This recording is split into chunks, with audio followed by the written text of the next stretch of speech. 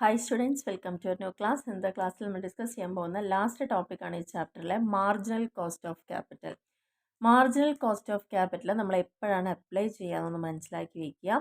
ഞാൻ നേരത്തെ പറഞ്ഞ പോലെ തന്നെ ഏതെങ്കിലും ഒരു ബിസിനസ് സ്ഥാപനത്തിന് അല്ലെങ്കിൽ ഒരു ഫേമിന് പുതിയതായിട്ട് ക്യാപിറ്റൽ അല്ലെങ്കിൽ ഫണ്ട് റേസ് ചെയ്യണമെന്നുണ്ടെങ്കിൽ അവർക്ക് പല മാർഗങ്ങളിലൂടെ അത് റേസ് ചെയ്യാവുന്നതാണ്. അങ്ങനെ ഒരുപാട് സോഴ്സുകൾ ഉപയോഗിക്കുമ്പോൾ നമുക്ക് WACC എന്ന് പറയുന്നത് ചിലപ്പോൾ അത് സ്യൂട്ടബിൾ ആയിക്കൊള്ളുന്നില്ല. അപ്പോൾ ഇവിടെ നിലവിൽ കമ്പനിയുടെ ക്യാപിറ്റൽ സ്ട്രക്ചർ എന്താണോ അതിനനുസരിച്ച് തന്നെ ആയിക്കൊള്ളുന്നില്ല കമ്പനികൾ പുതിയ തരത്തിലുള്ള ഫണ്ടുകൾ കൊണ്ടുവരിക അല്ലെങ്കിൽ അഡീഷണൽ ആയിട്ടുള്ള ഫണ്ടുകൾ കൊണ്ടുവരികയൊക്കെ ചെയ്യുമ്പോൾ ആ പ്രൊപ്പോർഷൻ അതേപോലെ കീപ്പ് ചെയ്തോളുന്നില്ല. അങ്ങനത്തെ സാഹചര്യങ്ങളിലാണ് നമ്മൾ മാർജിനൽ കോസ്റ്റ് ഓഫ് ക്യാപിറ്റൽ ഉപയോഗിക്കുന്നത്. അപ്പോൾ നമുക്ക് ചുരുക്കി പറയുകയാണെങ്കിൽ എന്തു പറയാം, വെയ്റ്റഡ് ആവറേജ് കോസ്റ്റ് എന്തുതന്നെയാണോ ഒരു ന്യൂ അല്ലെങ്കിൽ അഡീഷണൽ ആയിട്ടുള്ള ക്യാപിറ്റലിൻ്റെ വെയ്റ്റഡ് ആവറേജ് കോസ്റ്റിനെയാണ് എന്ത് പറയുന്നത്, മാർജിനൽ കോസ്റ്റ് ഓഫ് ക്യാപിറ്റൽ എന്ന് പറയുന്നത്. കമ്പനികൾക്ക് ഫണ്ട് റേസ് ചെയ്യാൻ വേണ്ടി നിലവിൽ എന്താണോ എക്സിസ്റ്റ് ചെയ്യുന്നത് അതിനേക്കാൾ ഉപരി അവർ പുതിയതായിട്ട് എന്തെങ്കിലും ഒരു ഫണ്ട് റേസിങ് മെത്തേഡ് കൊണ്ടുവരിക അല്ലെങ്കിൽ അഡീഷണൽ ആയിട്ട് എന്തെങ്കിലും കൊണ്ടുവരിക. അങ്ങനെ ഈ പുതിയതായതോ അഡീഷണൽ ആയോ കോസ്റ്റ് ഓഫ് ക്യാപിറ്റൽ കൊണ്ടുവരുമ്പോൾ അതിൻ്റെ വെയ്റ്റഡ് ആവറേജ് കോസ്റ്റ് എന്താണോ അതിനെ തന്നെയാണ് മാർജിനൽ കോസ്റ്റ് ഓഫ് ക്യാപിറ്റൽ എന്ന് പറയുന്നത്. ഇനി ഈ മാർജിനൽ കോസ്റ്റ് ഓഫ് ക്യാപിറ്റൽ എങ്ങനെയാണ് കമ്പ്യൂട്ട് ചെയ്യുക എന്ന് പറയുന്നുണ്ട്. മാർജിനൽ വെയ്റ്റ്സ് എപ്പോഴും റെപ്രസെൻറ്റ് ചെയ്യുന്നത് എന്താണെന്ന് വെച്ച് കഴിഞ്ഞാൽ in proportion which new sources of funds R raised.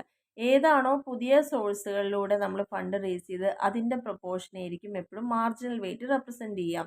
അതായത് പുതിയ ഫണ്ടുകൾ റേസ് ചെയ്തിരിക്കുന്നത് പല സോഴ്സിൽ നിന്നാണെന്ന് വിചാരിക്കാം. പക്ഷേ നിലവിലുള്ള പ്രൊപ്പോർഷൻ എന്താണോ, നിലവിൽ ഡെപ്റ്റ് എത്രയാണ്, നിലവിൽ ഇക്വിറ്റി എത്രയാണ്, അങ്ങനെ ആ നിലവിലുള്ള പ്രൊപ്പോർഷന് തുല്യമായിട്ട് തന്നെ അവർ പുറത്തുനിന്ന് ഫണ്ട് റേസ് ചെയ്യുകയാണെങ്കിൽ അവിടെ WACC എന്തല്ല, അവിടെ WACC എങ്ങനെയായിരിക്കും, equal to marginal cost of capital ആയിരിക്കും. ഇവിടെ ശ്രദ്ധിക്കുക, നമ്മുടെ കയ്യിൽ നിലവിലൊരു സ്ട്രക്ചർ ഉണ്ട്, പിന്നെ പുതിയതായിട്ട് നമുക്ക് ഫണ്ട് വേണം. നിലവിലുള്ള സ്ട്രക്ചറിനെ പോലെ തന്നെയാണ് പുതിയതായിട്ടോ അഡീഷണൽ ആയിട്ടോ ഫണ്ട് റേസ് ചെയ്യുന്നതെങ്കിൽ അവിടുത്തെ WACC ഏതിന് ഈക്വൽ ആയിരിക്കും, ഇവിടുത്തെ മാർജിനൽ കോസ്റ്റ് ഓഫ് ക്യാപിറ്റലിന് തുല്യമായിരിക്കും എന്നാണ് പറയുന്നത്. ഇനി അത്രയും മനസ്സിലാക്കിയതിന് ശേഷം അവിടെ 3 മാർക്കിന് വേണമെങ്കിൽ ചോദ്യം വരാം, what is marginal cost of capital എന്ന് ചോദിക്കാം. പിന്നെ ഈ ഒരു മെത്തേഡ് ചെയ്യുമ്പോൾ ഉണ്ടാവുന്ന ബെനിഫിറ്റുകൾ എന്ന് പറയുന്നത്, in the past the firm may be using some source of finance which may not be available to the firm no. എന്തുകൊണ്ടാണ് ചിലപ്പം ഫേമുകൾ ഈ ഒരു മെത്തേഡ് യൂസ് ചെയ്യേണ്ടി വരുന്നത്? ചിലപ്പോൾ അവർക്ക് പാസ്റ്റിൽ ഫണ്ട് റേസ് ചെയ്യുന്ന സമയത്തുള്ള ആ ഒരു കാര്യങ്ങളായിരിക്കില്ല, അല്ലെങ്കിൽ ആ ഒരു സെയിം സോഴ്സ് അല്ല ചിലപ്പോൾ ഇപ്പോഴും അവർക്ക് ഫണ്ട് റേസ് ചെയ്യാൻ കിട്ടിക്കൊള്ളുന്നില്ല. അപ്പം അന്ന് അവർ റീറ്റെയിൻഡ് ഏണിങ്സ് ഉണ്ടായിരുന്നു എന്ന് വിചാരിക്കുക. പക്ഷേ ഇപ്പോൾ അവരുടെ കയ്യിൽ അതില്ലെങ്കിൽ അപ്പോൾ അവർക്ക് ഈ ഒരു WACC മെത്തേഡോട് യൂസ് ചെയ്യാൻ പറ്റില്ല. അപ്പം ഏതേ പറ്റുള്ളൂ, മാർജിനൽ കോസ്റ്റോടെ പറ്റുള്ളൂ. അപ്പം മുന്നേ യൂസ് ചെയ്ത സോഴ്സ് നിലവിൽ അവൈലബിൾ അല്ലെങ്കിൽ ഇത് യൂസ് ചെയ്യാം. And firm does not have control over arrangement of funds. Fund arrange ചെയ്യുന്ന കാര്യത്തിൽ ഫേമിന് നല്ല രീതിയിൽ ഒരു കൺട്രോളിങ് സാധ്യമല്ലാതിരിക്കുന്ന ഒരു സമയത്ത് ഈ ഒരു മെത്തേഡ് യൂസ് ചെയ്യലാണ്. The finance manager will have not freedom in making optimum mix of capital or financing new projects. ചില കേസസിൽ ഫിനാൻസ് മാനേജർക്ക് പുതിയ പ്രോജക്റ്റുമായിട്ട് ബന്ധപ്പെട്ട് വരുന്ന ഫിനാൻസിങ് ചെയ്യാനുള്ള ഒരു ഫ്രീഡമോ അല്ലെങ്കിൽ ഓപ്റ്റിമം ഒരു മിക്സ് ഓഫ് ക്യാപിറ്റൽ എന്താണെന്ന് വരുന്നത് അവർക്കത് ഡിസിഷൻ എടുക്കാൻ പറ്റാതെ വരികയൊക്കെ ചെയ്യുമ്പോൾ നമുക്ക് ഈ ഒരു മെത്തേഡ് യൂസ് ചെയ്യാം. ഇനി ഈ മെത്തേഡിൻ്റെ ഡിമെറിറ്റ് എന്ന് പറയുന്നത് എന്താണ്? It ignores the long term implication of firms current financing. ചിലപ്പോൾ ഒരു ഫേമിന് ലോങ് ടേമിലേക്ക് ഇപ്പോൾ നമ്മളൊരു ഫിനാൻസിങ് നടത്തുകയാണെന്ന് വെച്ചാൽ ലോങ് ടേമിലേക്ക് ആ ഒരു ഇംപ്ലിക്കേഷൻസ് ഒക്കെ ചിലപ്പോൾ ഇഗ്നോർ ചെയ്യേണ്ടതായിട്ട് വരാം. അല്ലെങ്കിൽ പല സോഴ്സ് ഓഫ് ഫണ്ടുകൾ തമ്മിലൊരു ഇൻ്റർ റിലേഷൻഷിപ്പ് കൃത്യമായി നമുക്ക് മനസ്സിലാക്കാനോ അറിയാനോ സാധ്യമല്ലാതെ വരാം. ഇതൊക്കെയാണ് അതിൻ്റെ ഡിമെറിറ്റുകളായിട്ട് പറയുന്നത്. ഇനി നമുക്ക് അതിൽ നോക്കേണ്ടതാണ് ഒരു ക്വസ്റ്റ്യൻ ഇവിടെ നോക്കാം. A firm has the following capital structure after tax cost for the different sources of funds used. നമ്മുടെ ക്വസ്റ്റ്യനിൽ 3 സോഴ്സിൽ നിന്നാണ് ഫണ്ട് റേസ് ചെയ്യുന്നത്, അതിൻ്റെയൊക്കെ എമൗണ്ട് ഇവിടെ തന്നിട്ടുണ്ട്, അതിൻ്റെയൊക്കെ പ്രൊപ്പോർഷൻ തന്നിട്ടുണ്ട്, അതിൻ്റെ ആഫ്റ്റർ ടാക്സ് കോസ്റ്റും തന്നിട്ടുണ്ട്. ഇങ്ങനെ 4 കാര്യങ്ങൾ തന്നിട്ട് കണ്ടുപിടിക്കാൻ പറഞ്ഞത് WACC ബുക്ക് വാല്യൂ വെയ്റ്റിൽ കണ്ടുപിടിക്കാൻ പറഞ്ഞിട്ടുണ്ട്. ഇനി ഇതൊന്നും കൂടാതെ ഫേമിന് എന്ത് ചെയ്യണം അത്ര, ഇനി 6 ലക്ഷത്തിൻ്റെ ഒരു പ്രൊജക്റ്റ് എക്സ്പാൻഷൻ്റെ ഭാഗമായിട്ട് ഫണ്ട് റേസ് ചെയ്യണം. 6 ലക്ഷം അവർ റേസ് ചെയ്യാൻ ഉദ്ദേശിക്കുന്നത് എങ്ങനെയാണ്? ഡെപ്റ്റ് 3 ലക്ഷം വാങ്ങാം, പ്രിഫറൻസ് 1.5 ലക്ഷം ഇഷ്യൂ ചെയ്യുക, ഇക്വിറ്റി 1.5 ലക്ഷം. അങ്ങനെയാണ് അവർ 6 ലക്ഷം ഉണ്ടാക്കാൻ ഉദ്ദേശിക്കുന്നത്. അങ്ങനെയാണെങ്കിൽ ഈ പുതിയതായിട്ടുള്ള ഈ സംഭവത്തിൻ്റെ, അതിനാണല്ലോ മാർജിനൽ കോസ്റ്റ് എന്ന് പറയുന്നത്, അഡീഷണൽ ആയിട്ടുള്ളതോ പുതിയതായിട്ടുള്ളതായിട്ടുള്ള കാര്യങ്ങൾക്കാണ് നമ്മൾ ഏത് യൂസ് ചെയ്യുക, മാർജിനൽ കോസ്റ്റ് യൂസ് ചെയ്യുക. അപ്പോൾ ഇതിൻ്റെ weighted marginal cost of capital എന്താണെന്ന് കമ്പ്യൂട്ട് ചെയ്യാനും പറഞ്ഞിട്ടുണ്ട്. അപ്പോൾ നമ്മളോട് പറഞ്ഞ ഫസ്റ്റ് ക്വസ്റ്റ്യൻ എന്ന് പറയുന്നത് WSCC കാൽക്കുലേറ്റ് ചെയ്യാനാണ്. ആദ്യം നമുക്ക് എന്ത് ചെയ്യാം, തന്നതെല്ലാം ഇവിടെ എടുത്തെഴുതാം. തന്നത് source, proportion, after tax cost, already ഒക്കെ ഇതൊക്കെ ക്വസ്റ്റ്യൻ തന്നിട്ടുണ്ട്. തന്നു കഴിഞ്ഞാൽ നമ്മൾ ചെയ്യാറുള്ളത് എന്തേ ഉള്ളൂ, വെയ്റ്റഡ് കാണുക. വെയ്റ്റഡ് കാണുകയും എന്ത് ചെയ്താൽ മതി, ഇവ തമ്മിൽ ഇൻറ്റു ചെയ്തിട്ട് പെർസെൻറ്റേജ് കൺവേർട്ട് ചെയ്യാം. 30 × 7 210 വരും. 210 × 100 എന്ന് പറയുമ്പോൾ 2.10 വരും. അങ്ങനെ ഓരോന്ന് ഇൻറ്റു ചെയ്തിട്ട് 100 കൊണ്ട് ഇൻറ്റു ചെയ്യുക. അപ്പോൾ നമുക്ക് ടോട്ടൽ 11.35 എന്ന് കിട്ടി. അപ്പോൾ ഒരു ക്വസ്റ്റ്യൻ്റെ ആൻസർ നമ്മൾ ചെയ്ത് കഴിഞ്ഞു. രണ്ടാമത്തെ ക്വസ്റ്റ്യൻ ചോദിച്ചത് weighted marginal cost of capital കാണാൻ പറഞ്ഞിട്ടുണ്ട്. അപ്പോൾ ഇവിടെ നമുക്ക് ശ്രദ്ധിക്കേണ്ട കാര്യം എന്ന് പറഞ്ഞു കഴിഞ്ഞാൽ, നമ്മുടെ 3 സോഴ്സ് ഫണ്ടുകൾ ഇവിടെ എഴുതാം. അതിൻ്റെ പ്രൊപ്പോർഷൻ നമുക്ക് കണ്ടുപിടിക്കണം. എത്രയാണ് മാർജിനൽ വെയിറ്റ് എന്ന് കണ്ടുപിടിക്കണമല്ലോ. ആഫ്റ്റർ ടാക്സ് കോസ്റ്റ് ഓൾറെഡി തന്നിട്ടുണ്ട്. ഇവ തമ്മിലാണ് ഇൻറ്റു ചെയ്യേണ്ടത്. അപ്പോൾ ഇത് കണ്ടുപിടിക്കുന്ന മെത്തേഡ് എന്ന് പറയുന്നത് എങ്ങനെയാണ്, നമ്മൾക്ക് ടോട്ടൽ എത്ര രൂപ റേസ് ചെയ്യേണ്ടത്, 6 ലക്ഷമാണ് ടോട്ടൽ റേസ് ചെയ്യേണ്ടത്. ആ 6 ലക്ഷത്തിൽ നമ്മുടെ ക്വസ്റ്റ്യനിൽ 3 ലക്ഷം ഡെറ്റും 1.5 ലക്ഷം വെച്ച് പ്രിഫറൻസ് ഇക്വിറ്റി എന്ന് പറയുന്നുണ്ടല്ലോ. അവിടുന്ന് നമുക്ക് എന്ത് കണ്ടുപിടിക്കാം, വെയിറ്റ് കണ്ടുപിടിക്കാം. അപ്പോൾ ഡെറ്റ് എന്ന് പറയുന്നത് എത്രയാണ്, 3 ലക്ഷമാണ് ബൈ 6 ലക്ഷം. 6 ലക്ഷത്തിൽ 3 ലക്ഷം ഏതാണ്, ഡെറ്റ് ആണല്ലോ. ഇൻറ്റു 100 50%. പിന്നെ പ്രിഫറൻസ് പറയുന്നതും 1.5 ലക്ഷമാണ്, ഇക്വിറ്റി 1.5 ലക്ഷമാണ്. അപ്പോൾ 25%. ആ വെയിറ്റ് ആണ് നമ്മളിവിടെ കൊടുക്കുന്നത്, 50, 25, 25 എന്ന്. ആഫ്റ്റർ ടാക്സ് കോസ്റ്റ് ഓൾറെഡി തന്നിട്ടുണ്ട്. അപ്പോൾ എന്ത് ചെയ്താൽ മതി, 50 × 75 350 വരും. 350 × 100 എന്ന് കാണിക്കുമ്പം 3.50 വരും. അങ്ങനെ 3 കണ്ടുപിടിക്കുക, ടോട്ടൽ 9.75. അപ്പോൾ ഇത്രയേ ഉള്ളൂ, വളരെ സിമ്പിളായിട്ടുള്ള ഈ ഒരു മാർജിനൽ കോസ്റ്റ് കണ്ടുപിടിക്കാൻ. ആ വെയിറ്റ് ഒന്ന് കണ്ടുപിടിക്കാമെന്ന് മാത്രമേ അവിടെ വരുന്നുള്ളൂ. ബാക്കിയൊക്കെ എന്താണ്, ഡയറക്റ്റ് ഇൻറ്റു ചെയ്യാമെന്ന് മാത്രമേ ഉള്ളൂ കേട്ടോ.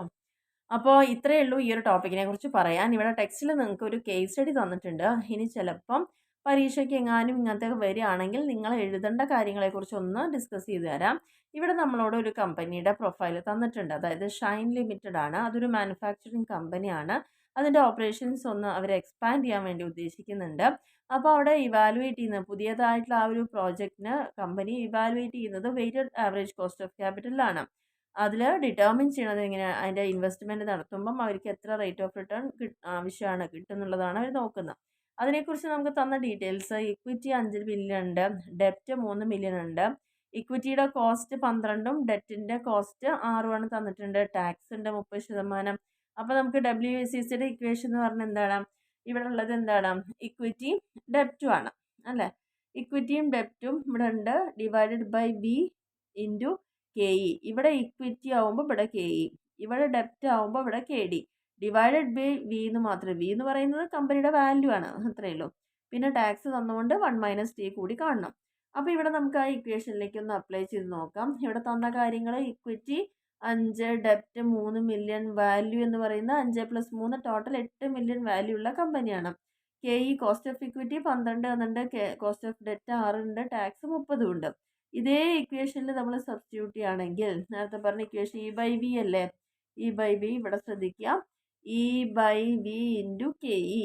E എന്ന് പറയുന്നത് ഇക്വിറ്റിയാണ്. ഇക്വിറ്റി എന്ന് പറയുന്നത് എത്ര, 5 മില്യൺ. അപ്പോൾ 5 ടോട്ടൽ എത്രയായിരുന്നു, 5 + 3 8 ആയിരുന്നു. 8ൽ 5 ഭാഗം ഇക്വിറ്റിയാണ്. അപ്പോൾ ഇക്വിറ്റിയുടെ വരുമ്പോൾ 5/8 ഇൻറ്റു 12%. KE എത്രയായിരുന്നു, 12%. അത് രണ്ടും ചെയ്തതിന് ശേഷം പ്ലസ്, ഇനി ഡെപ്റ്റ് എത്രയായിരുന്നു, 3 ആണ്. 3/8 ഇൻറ്റു അതിൻ്റെ കോസ്റ്റ് എത്ര, 6%. അതും കണ്ടുപിടിക്കുക. അതിനുശേഷം ഇൻറ്റു 1 - ടാക്സ് എത്രയാണ്, 30%. 1 - 30% പറയുമ്പോൾ 0.3 ആയിരിക്കും. അപ്പോൾ ഈ 5/8 ഇൻറ്റു 12% ചെയ്യുമ്പോൾ നമുക്ക് എത്ര വരും, 0.625. 5/8 പറയുമ്പം 0.625 വരിക, ഇൻറ്റു 12% ചെയ്യുക, പ്ലസ് 3/8 എത്രയാണ്, 0.325 ഇൻറ്റു 6% ഇൻറ്റു 1 - 0.3 എന്ന് പറയുമ്പം അത് മൈനസ് ചെയ്യുമ്പോൾ എത്ര വരും, 0.7 വരും. അപ്പോൾ അവ തമ്മിൽ ഇൻറ്റു ചെയ്ത് കിട്ടുന്നത് ആദ്യത്തെ കേസിൽ 7.5% പ്ലസ് രണ്ടാമത്തത് 1.575%. രണ്ടും കൂടി കൂട്ടുമ്പം 9.075% ആണ് നമുക്ക് കിട്ടുന്ന വെയ്റ്റഡ് ആവറേജ് കോസ്റ്റ് എന്ന് പറയുന്നത്. ഇനി നമ്മളോട് ചോദിച്ചിരിക്കുന്നത് എന്തുകൊണ്ടാണ് ഈ ഒരു കോസ്റ്റ് ഓഫ് ഡെപ്റ്റ് ടാക്സിന് വേണ്ടിയിട്ട് അഡ്ജസ്റ്റ് ചെയ്യുന്നത് ചോദിക്കുന്നുണ്ട്. കാരണം കോസ്റ്റ് ഓഫ് ഡെപ്റ്റ് അഡ്ജസ്റ്റ് ചെയ്യുന്നത് ടാക്സിന് വേണ്ടി എന്തുകൊണ്ടാണ്? ഇൻട്രസ്റ്റ് കൊടുക്കണം. നമ്മൾ കടം വാങ്ങുന്ന സമയത്ത് നമ്മൾ ഇൻട്രസ്റ്റ് കൊടുക്കാൻ ബാധ്യസ്ഥരാണ്. അങ്ങനെ ഇൻട്രസ്റ്റ് പേയ്മെൻറ്റ് ചെയ്യുന്നതുകൊണ്ട് നമുക്ക് ടാക്സ് കൊടുക്കുന്നതിൽ നിന്ന് കുറച്ച് കിഴിവുകൾ കിട്ടാനുള്ള സാധ്യത കൂടുതലാണ്. അങ്ങനെ വരുമ്പോൾ കമ്പനിയുടെ ആക്ച്വൽ കോസ്റ്റ് ഒന്ന് കുറയാനുള്ള സാധ്യത അവിടെ വളരെ കൂടുതലാണ്. ആൻഡ് രണ്ടാമത്തേന് പറഞ്ഞത് എന്തുകൊണ്ടാണ് ക്യാപിറ്റൽ സ്ട്രക്ചർ WACCനെ അഫക്റ്റ് ചെയ്യുമെന്ന് പറയാനുള്ള കാരണം ഹയർ പ്രൊപ്പോർഷൻ ഓഫ് ഡെപ്റ്റ് ക്യാൻ ലോവർ ദ WACC. നമ്മൾ പറഞ്ഞ എന്താണ്? ഡെപ്റ്റ് ക്യാപിറ്റൽ സ്ട്രക്ചറിൽ ഇക്വിറ്റിനെക്കാട്ടിലും ഡെപ്റ്റാണ് നമ്മൾ യൂസ് ചെയ്യുന്നതെങ്കിൽ നമ്മുടെ weighted average cost of capital മിക്കവാറും കുറയാനുള്ള സാധ്യത കൂടുതലാണ്. എന്തുകൊണ്ടാണ് കുറയുന്നത്? നേരത്തെ പറഞ്ഞ പോലെ ഡെറ്റ് യൂസ് ചെയ്യുമ്പോൾ നമുക്ക് ഇൻട്രസ്റ്റ് കൊടുക്കണം. ഇൻട്രസ്റ്റ് കൊടുക്കുമ്പോൾ ടാക്സ് ഡിഡക്ഷൻ കിട്ടും. അതുവഴി കമ്പനിയുടെ കോസ്റ്റ് അവിടെ കുറയുന്നു. ഹയർ പ്രൊപ്പോർഷൻ ഓഫ് ഇക്വിറ്റി എപ്പോഴും എന്താ ഉണ്ടാവുക? WACC റേസ് ചെയ്യാനുള്ള സാധ്യത കൂടുതലാണ്. എന്തുകൊണ്ടാണ് ആ കോസ്റ്റ് അവിടെ കൂടാൻ കാരണം? അവിടെ കൂടുതൽ എക്സ്പെൻസീവ് ആണത്. അതുകൊണ്ടാണ് ആ ഒരു വ്യത്യാസം വരുന്നത്. If the company decided to raise more equity and reduce ഡെപ്റ്റ്, how would it affect WACC? Company കൂടുതലായിട്ടും ഇക്വിറ്റി ആണ് റേസ് ചെയ്യുന്നതെങ്കിൽ ആൻഡ് ഡെറ്റ് റെഡ്യൂസ് ചെയ്യാനും ഇക്വിറ്റി കൂടുതലായി റേസ് ചെയ്യാൻ ഉദ്ദേശിക്കുമ്പോൾ എങ്ങനെ അത് WACCനെ അഫക്റ്റ് ചെയ്യും ചോദിക്കുന്നുണ്ട്. അധികവും ഇക്വിറ്റി ആണ് നമ്മൾ റേസ് ചെയ്യുന്നത്, ഡെപ്റ്റ് റെഡ്യൂസ് ചെയ്യുന്നതെങ്കിൽ തീർച്ചയായിട്ടും ഇക്വിറ്റി കൂടുമ്പം എന്താ വരുന്നത്? Weighted average cost of capital increase ആവുമെന്ന് പറഞ്ഞു.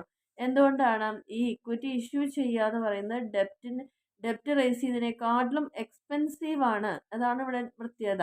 അതുകൊണ്ട് തന്നെ കോസ്റ്റ് ഓഫ് ക്യാപിറ്റൽ എപ്പോഴും ഹയർ ആയിരിക്കും എന്നുള്ളതാണ് പറയുന്നത്. പിന്നെ ചോദിച്ചൊരു ക്വസ്റ്റ്യൻ ആണ്, what does the WACC represent for Shine Limited? നമ്മളിപ്പം കണ്ടുപിടിച്ചല്ലോ WACC 9.075 കണ്ടുപിടിച്ചു. അതെന്താണ് റെപ്രസെൻറ്റ് ചെയ്യുന്നത്? അതിൻ്റെ അർത്ഥം എന്താണ്?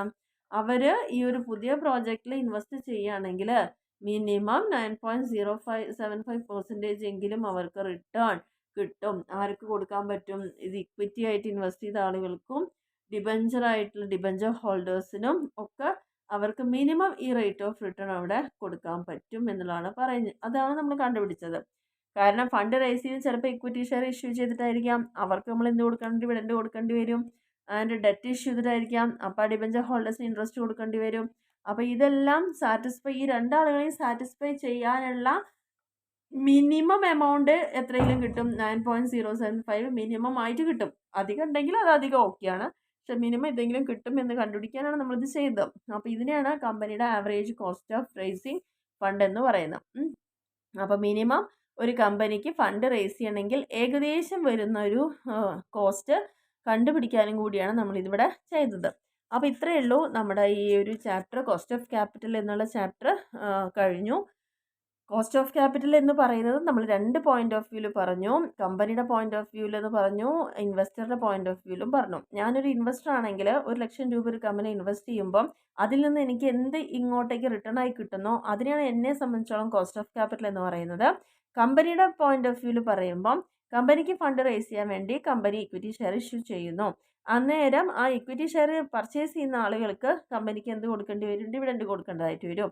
അപ്പോൾ അങ്ങനെ കൊടുക്കാനുള്ള ആ ഒരു കോസ്റ്റ്, ആ ഒരു ചിലവ് അവർക്ക് വരുന്നതന്നെയാണ് അവരുടെ പോയിന്റ് ഓഫ് വ്യൂവിൽ കോസ്റ്റ് ഓഫ് ക്യാപിറ്റൽ എന്ന് പറയുന്നത്. കമ്പനിക്ക് ഫണ്ട് റേസ് ചെയ്യാൻ ഡെപ്റ്റ് യൂസ് ചെയ്യാം, പ്രിഫറൻസ് യൂസ് ചെയ്യാം, ഇക്വിറ്റി യൂസ് ചെയ്യാം, ആൻഡ് റീറ്റെയിൻഡ് ഏർണിങ്സും യൂസ് ചെയ്യാം. അത് ഈ ഒരു 4 കാര്യങ്ങൾ എന്താണെന്നുള്ളതും അതെങ്ങനെ റേസ് ചെയ്യുമ്പോൾ അതിൻ്റെ കോസ്റ്റ് കണ്ടുപിടിക്കുന്നത് എങ്ങനെയാണെന്നുള്ളതും ആൻഡ് ലാസ്റ്റ് എല്ലാ സോഴ്സും കൂടി നമ്മൾ ടോട്ടൽ ചെയ്തിട്ട് വെയ്റ്റഡ് ആവറേജ് കോസ്റ്റും മാർജിനൽ കോസ്റ്റ് ഓഫ് ക്യാപിറ്റലുമാണ് നമ്മൾ കണ്ടുപിടിച്ചത്. അപ്പോൾ ഇത്രയാണ് നമ്മുടെ ഈ ഒരു ചാപ്റ്റർ 3യുടെ ഓവറോൾ എന്ന് പറയുന്നത്.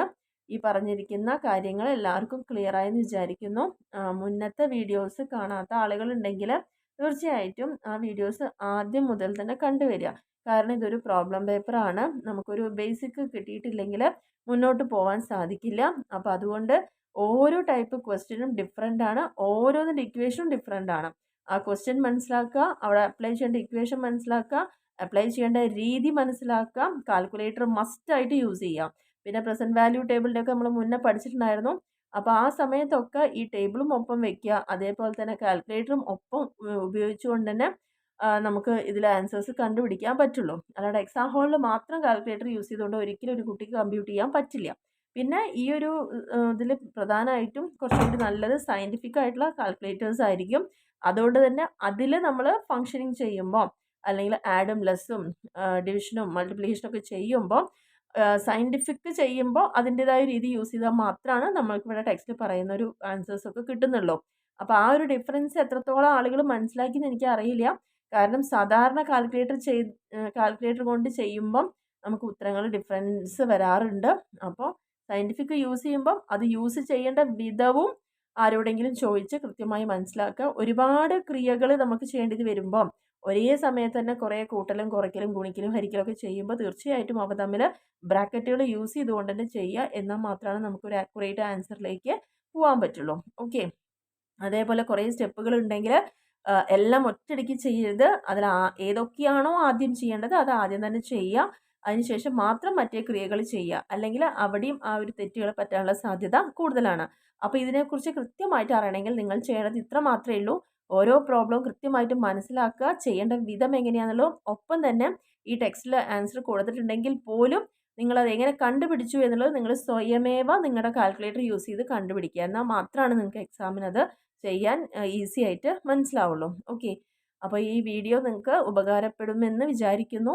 ഇഷ്ടപ്പെടുകയാണെങ്കിൽ തീർച്ചയായിട്ടും ലൈക്ക് ചെയ്യാനും ഷെയർ ചെയ്യാനും കമൻറ്റ് ചെയ്യാനൊന്നും മറക്കരുത്. നിങ്ങളുടെ ഫ്രണ്ട്സിലേക്കൊക്കെ ഒന്ന് അയച്ചു കൊടുക്കുക, ഒന്ന് ഷെയർ ചെയ്യുക, അവരോടെല്ലാം സബ്സ്ക്രൈബ് ചെയ്യാൻ പറയുക. അതേപോലെ തന്നെ നമ്മുടെ ചാനൽ ഒരുപാട് പേര് സബ്സ്ക്രൈബ് ചെയ്യാതെ കാണുന്നുണ്ട് ഇപ്പോഴും. അപ്പോൾ തീർച്ചയായിട്ടും നിങ്ങളൊന്ന് സബ്സ്ക്രൈബ് ചെയ്യുകയാണെങ്കിൽ അത് നമുക്കൊരു സപ്പോർട്ട് കൂടിയായിരിക്കും. അപ്പോൾ തീർച്ചയായിട്ടും ലൈക്ക് ചെയ്യാനും ഷെയർ ചെയ്യാനും കമൻറ്റ് ചെയ്യാനും സബ്സ്ക്രൈബ് ചെയ്യാനും മറക്കരുത്. Okay, thank